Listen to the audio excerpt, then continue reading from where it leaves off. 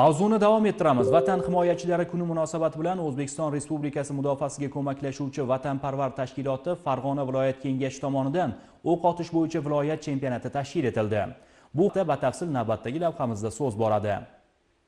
Mazkur musobaqada vatanparvar tashkiloti tasarrufidagi barcha tuman va shahar o'quv sport texnika klublari tarbiyalanuvchilari ishtirok etdi. Bu chempionatning ommaviyligi va qamrov darajasini yanada oshirdi.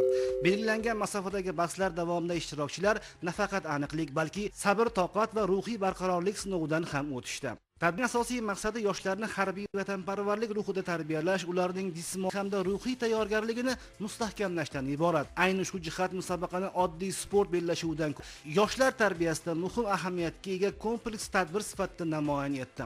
Musobaqa davomida ishtirokchilar yuqori inson va mas'uliyatni namoyon etishdi.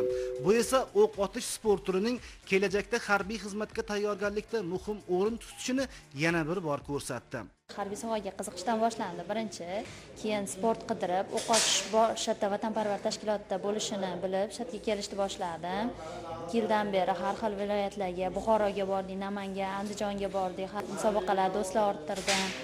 Hamma do'stlarim yaxshi, shu bilan qiziqib, shu sportni egallashga muvaffaq bo'ldim. O'q otish sport turi bo'yicha akam qiziqtirganiga kirib o'q otib, shu bugun birinchi o'rinda oldim. Chempionat yakunida eng yaxshi natija ko'rsatgan sportchilar aniqlanib, g'olib va sovrindorlar diplom hamda esdalik sovg'alari bilan taqdirlandi. Shu birga bunday musobaqalar orqali yoshlar o'rtasida sog'lom raqobat, jamoaviylik va vatanga sadoqat tuyg'usi mustahkamlanmoqda. Xulosa qilib aytganda, vatanparvar tashkiloti tomonidan o'tkazilayotgan bunday sport musobaqalari yosh avlodni har tomonlama barkamol, jismonan chiniqqan va yurtimizga sadoqatli qilib xizmat qilishi shubhasiz.